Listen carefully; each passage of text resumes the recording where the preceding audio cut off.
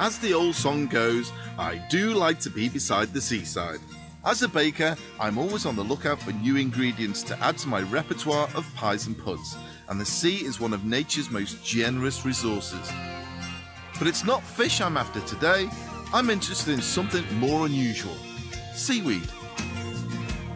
Well, I'm here today in a beautiful part of the world on the east coast of Scotland. St Andrews is about 4 miles that way, and the day is glorious. Now, I'm here today to meet a lady who knows a little bit about seaweed. Now, we all know it goes into savoury, but apparently she says it goes into sweet things too. I'm not convinced.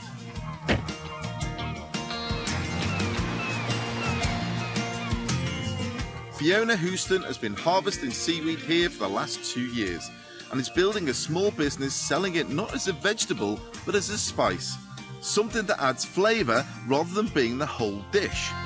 What a fantastic place. I know, it's great, isn't it? I think I brought the weather with me, actually, to be honest. No, it's always sunny in Fife. Oh, is that what it is? Yeah, it is. It might be cold, but it's sunny. If anyone can convince me to bake with seaweed, I hope Fiona can. I know it's used in savoury, but seaweed in sweets? Really? Yeah. What seaweed has in it is its natural flavour enhancer. It has in it umami, which is the 5th taste. The other 4 tastes are sweet, salty, sour and bitter. And then you've got this 5th taste, which adds a new taste dimension to your food. For me, it'd be fascinating, because personally, I've never heard of it before, and I'm dying to try it. Yes. Well, we're going to go down and show you. I've never used seaweed in anything, but I'm trusting Fiona that what I imagine is just salty and chewy will work in a dessert. She takes me umami flavour hunting.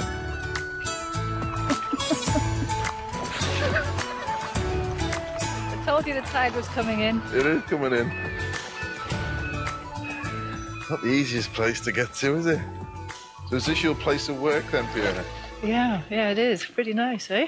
It's a supermarket shelf then to you? Absolutely. There's lots of different varieties of edible seaweeds here. So what we have here is some carrageen, which is traditionally used as a setting agent. It's got gelatin in it. So use that in puddings that need setting. These brown seaweeds here, these kelps, they're all very rich in umami, and they've got quite a high sugar content. There's quite a high carbohydrate in these. Natural sugars. It's like rubber, isn't it? That is there, yeah. Of course, we're not using it like this. We dry them so that they're easy to use. And there's another one, which is about a bit further out, which I'm not going to take you to. I haven't got my scuba kit with me, otherwise I would. Which are 2 other kelps, which have a very high sugar content. And this dulse here, which is really interesting in desserts with chocolate and coffee and things. And this is sweet? Well, it's got some sweetness in it. They're all different varieties of sweetness. The kelps have got more natural sugars in than that one does. Fiona enlists the help of Rory and his handmade boat to float the seaweed ashore. They have permission from the estate owners here and other places around Scotland to land seaweed, taking just what they need. Fiona doesn't just use seaweed straight from the sea, it has to dry first to release the umami flavour. We're going to take some of this fresh dulse. Yeah. And we're going to put it in here. And we're actually going to roast it. This is a very traditional way of eating dulse on the east coast of Scotland. OK. While the dulse is roasting, Fiona's got something else for me to try. This is the sugar kelp. And that, see that powder on there? Yeah. That is the umami powder. The initial flavour is not too dissimilar to salt meets a chilli. It feels like heat, and then you realise it's salt, and then that goes as well. And what's left is there's no taste. I'm not getting taste. I'm getting a sensation on my tongue. Yeah. Which is different. Yeah. At last, the dulse is ready to taste. That's gorgeous. Yeah, isn't that amazing?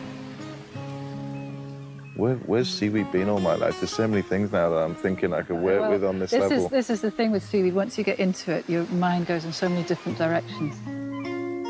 To show me how versatile it can be, Fiona's brought with her some examples of cakes seasoned with seaweed. And I'm keen to see how it tastes.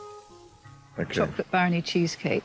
And this has got a sweet alaria in it, and it's also got the dulce on the top to combine with the chocolate. I am getting quite strong flavours coming through in there. And I'm trying to break it down in my mind to find this, because I know what they're like individually. Yeah. And I can't find it.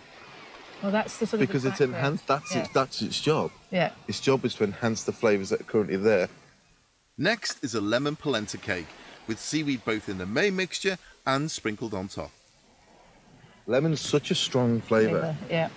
That all that's doing is enhancing that lemon. It's making the lemon more lemony. Yeah. The seaweed definitely accentuates these dishes. It's not a flavour you can detect, it just makes things inexplicably delicious. But it's not until Fiona shows me a selection of crumble toppings blended with different seaweeds that I find something I can really work with. Delicious, warm. It's sweet. It's sweet. How much sugar did you have with that? 50 grams of sugar. With all of it. Yeah, that's quite low, actually. It's amazing how much sweetness is coming from something that I thought would be salty. I tried to come here with an open mind, but in the back of my mind, I still had the thought, it's seaweed, it's salt.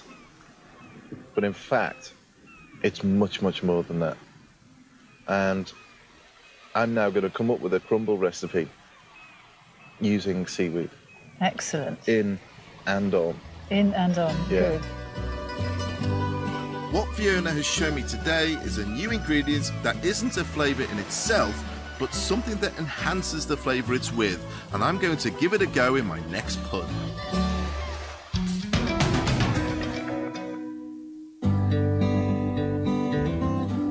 I've invited Fiona back to my kitchen to help me bake with my newfound ingredient, seaweed. This crumble is full of nutty and earthy flavours. I'm hoping enhanced by some of Fiona's natural seaweed flavour.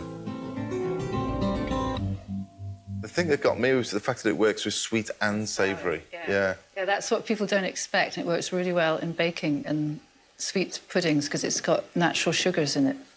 What I'm going to do here at the moment, I'm just chopping up some apples. I'm just going to prepare them for the crumble. Now, this is quite tart, and you want something that's sort of going to balance with that as well. So the crumble on the top is quite sweet, but I'm also going to use that seaweed in there as well, which I think should blend quite well, doesn't it? It's got some smoky, salty notes, and it's got a seaweed in it that's got quite a high sugar content. So it's got a mixture of sweet and salty. And it's a much call for it. When we started doing this a few years ago, people thought we were completely mad, and now all interest in seaweed is increasing. They're laughing on the other side of the faces now, aren't they? Yeah.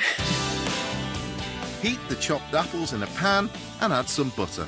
I'm just going to stir this round and basically soften up the apples. And it should take no more than 5 to 10 minutes max. Now, once it's softened, you place the whole thing into a cooling bowl like this. So it ends up just al dente. There's a little bit of bite in there, but not much.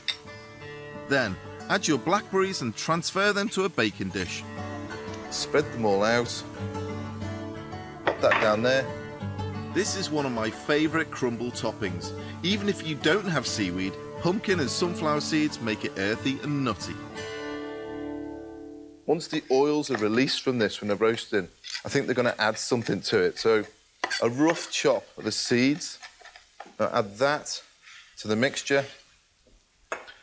Begin to break that down again. Add oats and some dark brown sugar and mix it up. And then finally, the best ingredient of the lot. The seaweed blend. Now, how much did you put in of this into yours? I probably put in more than you're doing, because I really wanted you to taste the different flavours of the seaweed. I think I put in about 2 dessert spoons. I was going to put that in. Yeah. That's about the same. Yeah. Give that a good mix together. People ask us all the time, well, how much do I use? And it's the same as if you're using any other seasoning. You season to taste. Yeah. So you can either put it in your crumble or your breads or whatever and put in enough so that, because you like the taste, or you can put in just enough so it lifts the other flavours in the dish. I want to be able to have that hint of a taste, but also I want the seeds to come out. I want the pumpkin seed, I want the sunflower seeds to come out, I want the oats to be heightened, I want the wholemeal flour to smell beautiful and earthy to go with that beautiful it'd be apple great. and blackberry base. Now the whole dish is done. Now that needs to go inside an oven at 180 for about 30 to 35 minutes. I'm going to pop this in there now. Let that roast away. This is how it comes out. That, for me, is a great crumble. That's an apple and blackberry crumble with a seaweed topping. This is a great recipe with seaweed, and it's pretty good without too. The nutty, crunchy, wholesome topping complements blackberry and apple perfectly.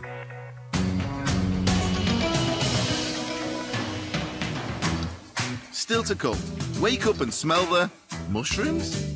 I meet the lads who grow fantastic fungi out of thrown away coffee. I put them to work in my kitchen. That's grand, that, mate. Yeah. Well done. Thank you very much. That's spot on there.